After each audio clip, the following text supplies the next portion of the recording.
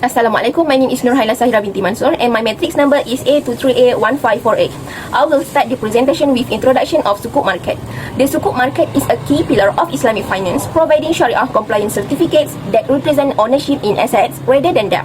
Unlike conventional bonds, Sukuk must be asset-backed and structured on contracts such as ijarah, murabahah, mudarabah or musyarakah, ensuring compliance with Islamic principles and avoiding riba, gharar and maisir. Since the first Sukuk was issued in Malaysia in 1990, the market has expanded globally, led by Malaysia, Saudi Arabia and Indonesia. Today, Sukuk are widely used to finance infrastructure and development projects while attracting both Muslim and non-Muslim investors seeking ethical investments. Common structures include ijarah sukuk for leased assets, murabahah sukuk for cost plus sales, and mudarabah or musyarakah sukuk for profit-sharing ventures. More recently, innovations such as hybrid and sustainable sukuk highlight the growing role of sukuk in supporting both economic growth and responsible finance. Assalamualaikum, my name is NURUL WAHEEDA binti MOHAMMAD and my matric number is A23A1856. So, today I will share a case study on Kagamas Berhad Sukuk Wakalah. First of all, the issuer is Kagamas Berhad Malaysia National Mortgage Corporation. Its role is to raise funds to support housing loans, and it is known as a regular and reputable sukuk issuer in our market. Second, the structure is Wakalah Bil Al-Ijtimar. The investor provide funds and Kagamas as the wakil invest this fund in a portfolio of housing loans. The return from this asset are then distributed as a profit to investor. Now, the important part is the purchase undertaking. This means Kagamas promises to repurchase the asset at maturity. On the surface, it provides investor with assurance that their principal will be redeemed. But in reality, investors are relying more on Kagamas creditworthiness than on the actual performance of the housing asset. This brings us to the Sharia concern. Many scholars argue that this arrangement makes the sukuk look more like a secure debt rather than a genuine risk-sharing instrument. So the risk is transferred away from investor, which weakens the spirit of sukuk as an asset based on products. So what can we learn from here is, on the positive side, this structure provides stability, attract investor and support Malaysian housing sector.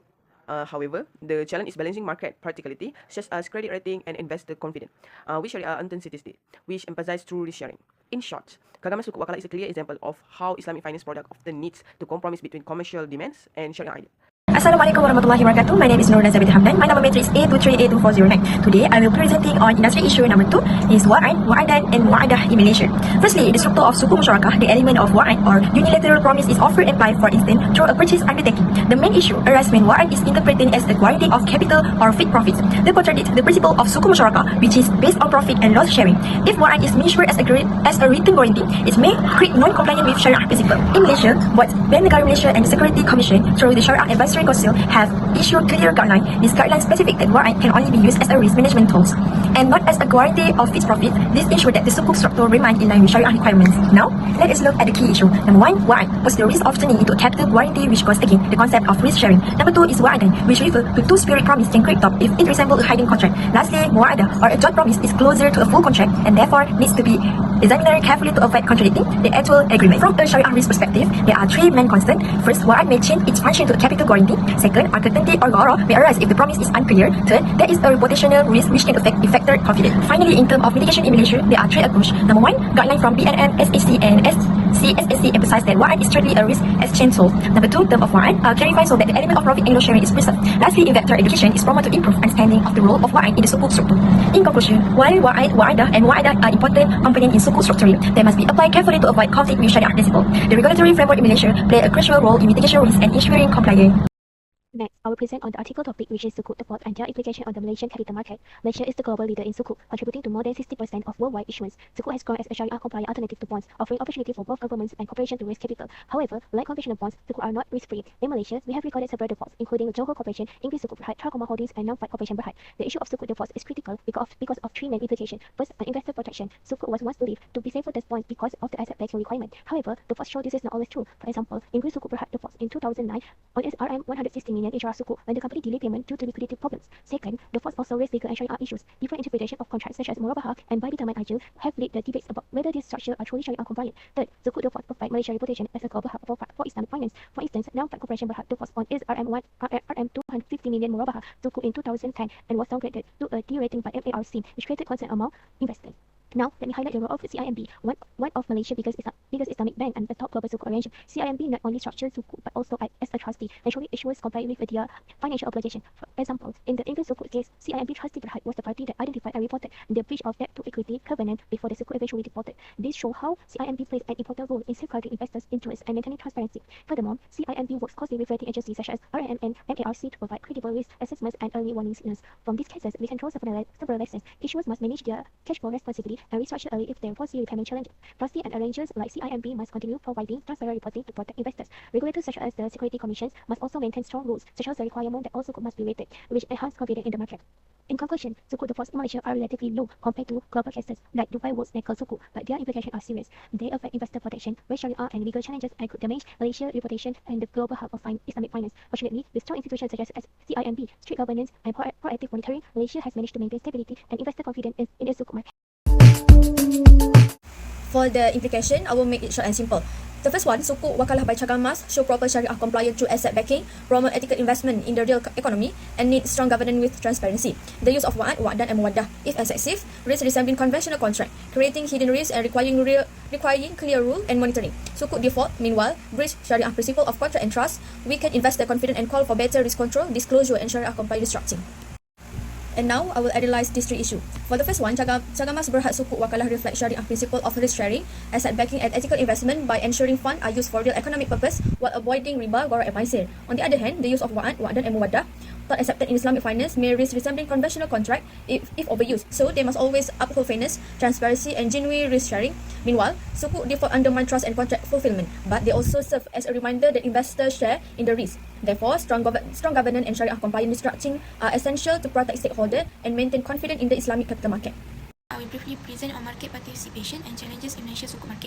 Firstly, cagar emas berhad Sukuk wakalah attracted strong global demand because of the purchase undertaking, which gave investor confidence. However, its structure closely resembles conventional debt, raising concern about the lack of true risk sharing. Secondly, the use of wa'ad, wa'dan, and muwaddah has helped attract investors by guaranteeing returns and providing certainty, but the overuse of this promise may weaken genuine profit and loss sharing and even risk sharing compliance risk, which could harm long-term confidence. Lastly, when Malaysia lead the global Sukuk market with around 60% of issues default to have serious implication. They can damage investor trust, create legal dispute, and threaten Malaysia's image as a leading Islamic finance hub. So, I will now suggest possible solution and improvement for the Sukuk market. For Sukuk wakalah, risk sharing structures should be strengthened by reducing reliance on purchase undertaking and promoting genuine profit and loss models such as musyarakah and mudharabah. At the same time, transparency need to be enhanced through clearer disclosure of risk and periodic reporting to boost investor confidence. For issues related to wa'ad, wa'dan, and muwaddah, stronger regulatory oversight is needed with standardized guideline and better risk disclosure. In addition, investor education is important to emphasize that Sukuk are not risk-free but operate on ethical and risk-sharing principles. Lastly, in addressing Sukuk default, yearly warning system should be established to monitor issues financial health, supported by sharing compliance, restructuring framework, market innovation such as green Sukuk, and the use of blockchain should also be encouraged to attract new investors and strengthen resilience. My name is NURUL BINTI and my number matrix A23A2036. For our group wishes on Sukuk, we refers to various sources which can be divided into four main categories. Firstly is as academic journals and research paper, for example, works by Osman, Noor, and Abdul Majid et al. These sources provided the theoretical framework, Syariah principles, and risk analysis. They ensure that our decisions was not only practical but also grounded in academic scholarships. For the second one is financial news sources. We refer to report from The Age, Malaysia, and Perniagaan Hari Ini. Financial news keep us updated with current market trends, Sukuk issuances, and Malaysia positions as the world's largest Sukuk market. For the third one is case study of Sukuk issuances. For instance, we analyze cagar emas berhad Sukuk wakalah, bil istimar, and past case of the Sukuk default in Malaysia. These case studies give us practical insight into Sukuk structure, risk, and outcome. For the fourth one is industry data report. We rely on resources from the Asian Development Bank, the Security Commission Malaysia, as well IMF and Sukuk.com. This strengthens our understanding of regulatory framework, global positions, and policy support for Sukuk market. In conclusion, by combining academic financials, case-based and industry sources, our analysis became more comprehensive, grounded in the theory, supported by data and enriched with real example and aligned with global development.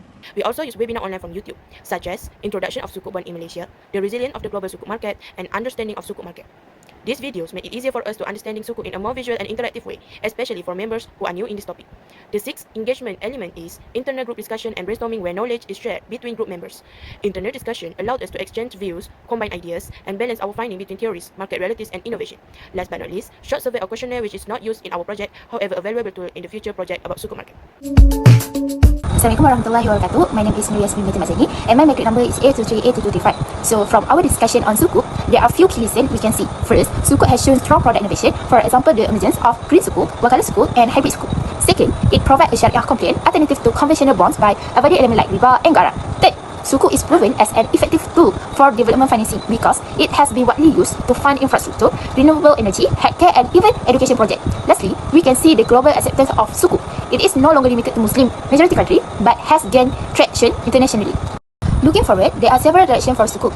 First, we can expect enhanced risk management through the development of Sharia compliant hedging and liquidity tools. Second, there will be more expansion to non-Muslim markets such as the UK and Japan, which are expected to issue more Sukuk. Third, the adoption of digital and blockchain technology will help increase transparency, reduce costs, and improve efficiency. And finally, the demand for green and sustainable Sukuk will continue to grow, especially with the global focus on ESG or environmental, social, and governance investment.